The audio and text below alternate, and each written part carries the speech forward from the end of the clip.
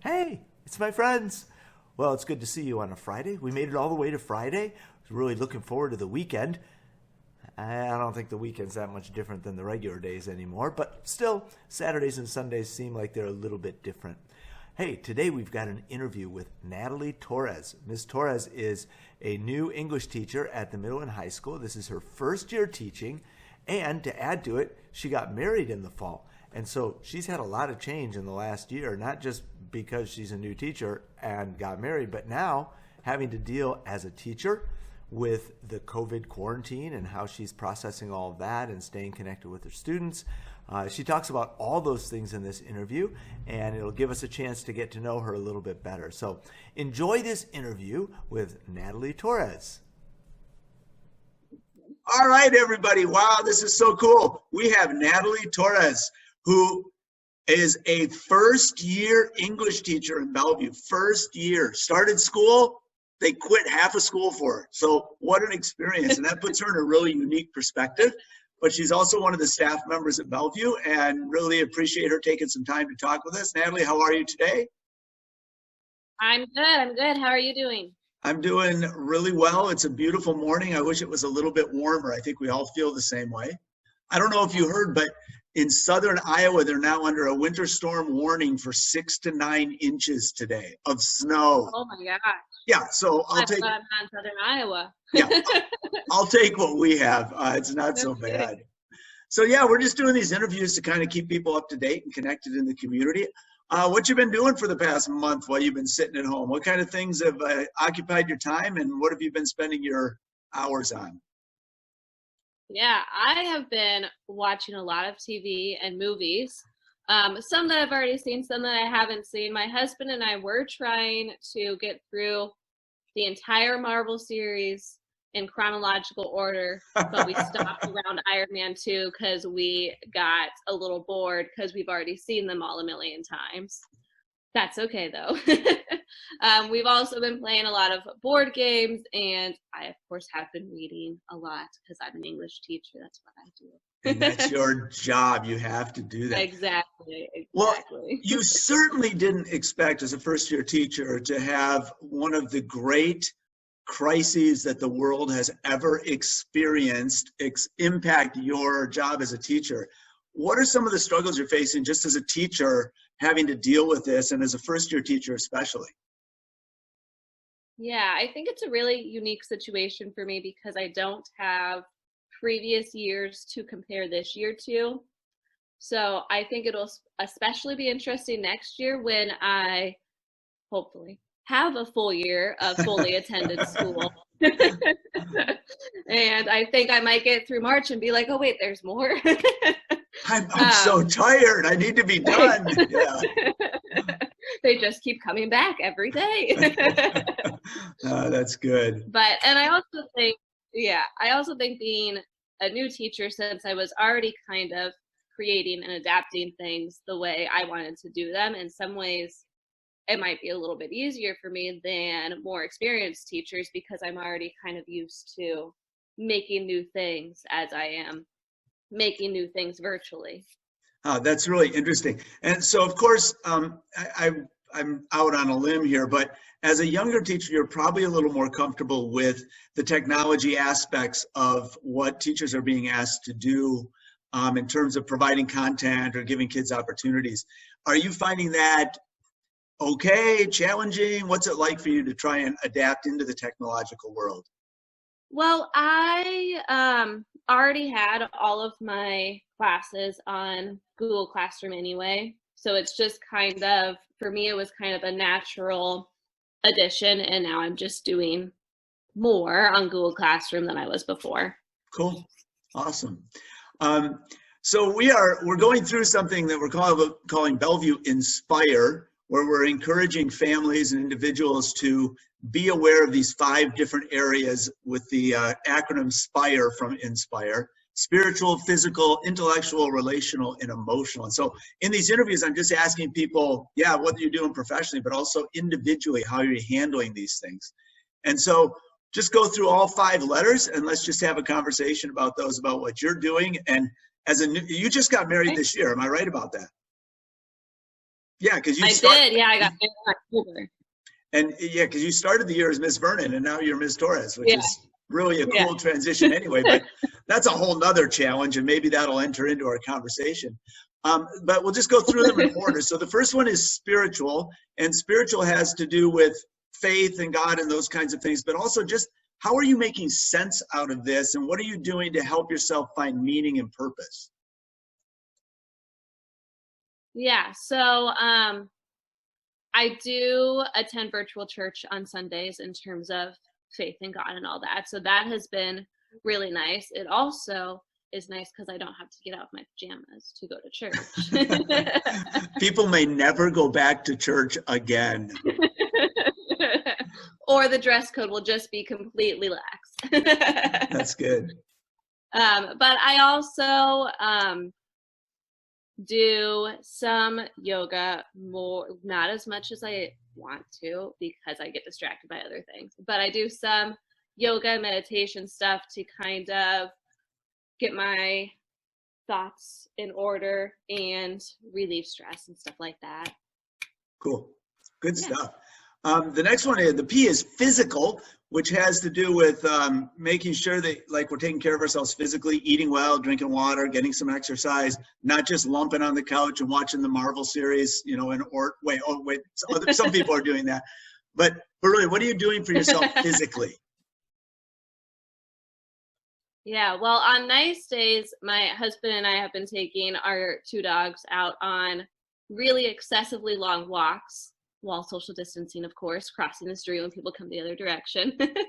I've also been trying to go to bed at a regular time instead of just stay up until 1 a.m. watching TV. And sometimes I try to wake up at a normal time, but that's a lot harder because it's really nice to just stay in bed. But I do also try to get fruits and vegetables in my diet as opposed to just all the junk food that I want to eat. Yeah, that was a real struggle the first week or so for me, just because I could go to the cupboard any second I wanted, and I didn't choose the best stuff. Yeah, really good. Okay, intellectually, you kind of already talked about that, but keeping your brain stimulated. And of course, as an English teacher, you're reading all the time anyway. Yeah. But one of the things that we've been talking about is how do we keep our brain engaged so that we don't just numb ourselves out from thinking and lose our not just capacity to think, but just to be active intellectually. So reading is part of that. Are you doing anything else in that area? Yeah, well, of course, I'm also creating new things for my students. So that is kind of a natural way to keep my brain stretching. I have kind of been trying to learn Spanish. My husband's first language is Spanish, and all of his family speaks Spanish, but that's a work in progress still. Yeah. But one that's worth doing, and if you have some time, and I think that's one of the things I'm hearing people talk about is, look, I have the time, so why not try to learn something new? And I think that's really valuable during this time. Cool. And then the R is for relational, and of course that has to do with the people that are in our homes, but also just making sure we're staying connected with people outside of the home, either extended family or friends. What are you doing relationally to make sure you're staying connected? Yeah, well, again, I play board games with my husband, and he's the only other person who lives in my house, so we hang out a lot. We also do try to take some time away from each other. We have 2 dogs and 2 rooms in our apartment, so we each take a dog in a room and spend some time apart doing our own thing. So that's been good. But I've also, my family is really big into board games, so I keep bringing them up. So I have been playing board games with my family in Ames via Zoom, and with my husband's family in Chicago via Zoom. And later today, I am Zooming with my grandma, who literally just got a Facebook 3 weeks ago because she was worried she wouldn't be able to attend church otherwise. Wow. So this is like a breakthrough thing for her to be Zooming today. Wow. That is really cool. And it is one of those things that once she does it, especially as an older person, she's really going to appreciate it. like being able to Yeah. connect with her relatives. And it wouldn't have happened without this. And that's where we try to find some positives out of all of this, I'm sure. Right. Okay, I'm a board game kind of fanatic as well. So I'm just kind of curious, what are your favorite board games? Well, me and my husband don't have a ton of board games. Like my family has a whole collection of board games. So we have been playing a lot of Monopoly and Yahtzee and Phase 10. And I almost always lose, but that's okay. But you still enjoy it. Yes, that's the whole point. That's really good. And plus that makes your husband feel good, and you want your husband to feel successful. So yeah, it's wise. Keep throwing the games. All right. So the last one, and the one that's in some ways maybe the most important, but a lot of times is covered by the others, is just the normal emotions that everybody is experiencing in terms of the stress of this. There's anxieties and fears, worries, frustrations, sadness, anger, all these things that go with what is essentially a grieving process, because it's not supposed to be this way, and we have a hard time dealing with that. So I'm wondering what kinds of emotions you are experiencing and how you're processing some of those. Yeah, so it was kind of scary at first, especially because no one really knew what was happening. And it still kind of is, but it's almost like starting to get used to it a little bit more now. So I know how to deal with that feeling of anxiety when I go to the grocery store to buy my groceries. And that especially has been a really stressful thing for me right now, is going to the grocery store, because it's still just as crowded as it was before, except now you have to avoid the crowd. So that has been challenging. But there's also a lot of, I don't know, kind of feelings of the isolation, I think, that goes into it, because you can't really do the things that you want to do. I was supposed to go to Ames to visit my family 3 times this month, and that is not happening. So I kind of have had to let go of that and virtually visit them. But yeah, and I think part of what has been kind of hard for people who are just sort of living their everyday lives in quarantine, they don't necessarily feel like they can be upset or be sad, because they don't know anyone who has been personally affected by the coronavirus, or they don't know anyone who has died or anything like that. And so I think it's also important to recognize that it's okay for you to be grieving the end of your 9th grade year, or for you to be grieving having to push back your wedding, or whatever it might be. It's okay to feel those emotions too. Yeah, I love that. And I think that there's a lot of kids, some that I've talked to and maybe some that you know, that are just really struggling with those very things. Like, how do I process the emotions that I'm having? And maybe even, am I the only one that's feeling this way? And I think your affirmation that it's okay to feel that way is so important. And I hope a lot of kids will hear that, because it's whatever you're feeling right now, it's okay to feel that way. There's nothing wrong with any emotions you're having. But if you keep them inside and you feel like you can't tell anybody, that's when they can get into trouble for you. So yeah, that's great stuff. Really good stuff. You mentioned relatives. Do you have any relatives in particular that have been affected yet, diagnosed or had the COVID disease? No, not personally. My husband's family in Chicago, they have a lot of health issues already. So we have been a little more worried about them, but so far they're all safe.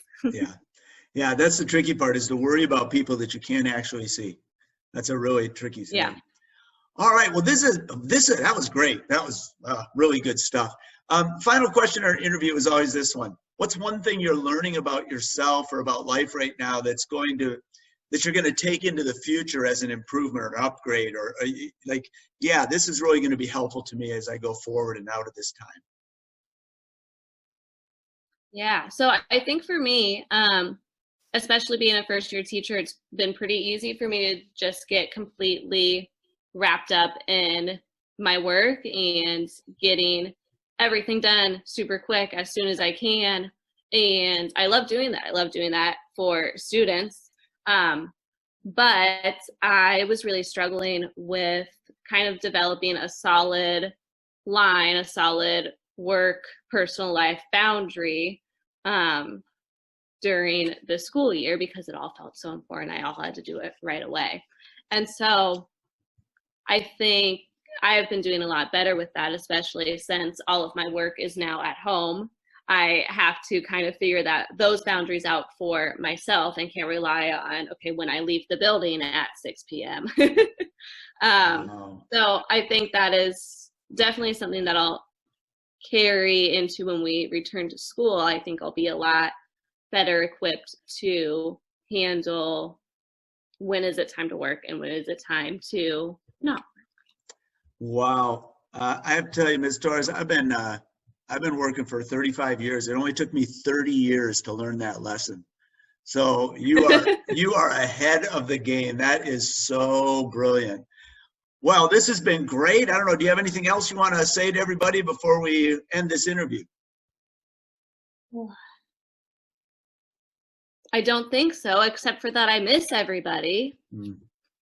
Yeah, I think we all do. Well, thank you very much for your time. It's been delightful to talk to you and to see you, and hopefully we'll be in person again in another couple of weeks. Yes. Thank you. Have a great day. You too.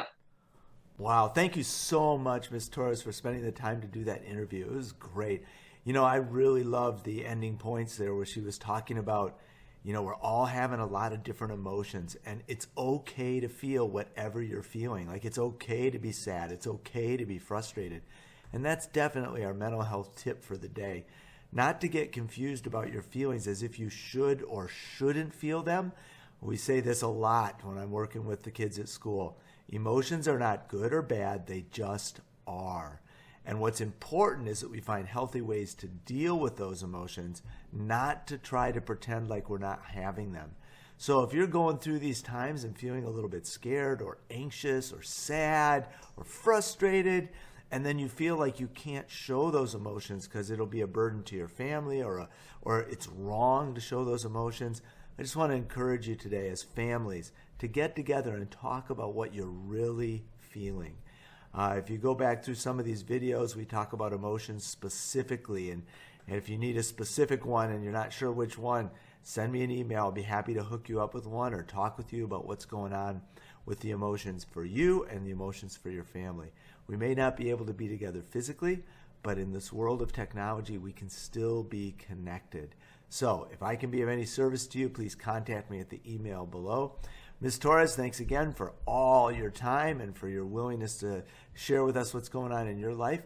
Have a great weekend, and we'll be back on Monday with more COVID coping tips with Mr. Ott.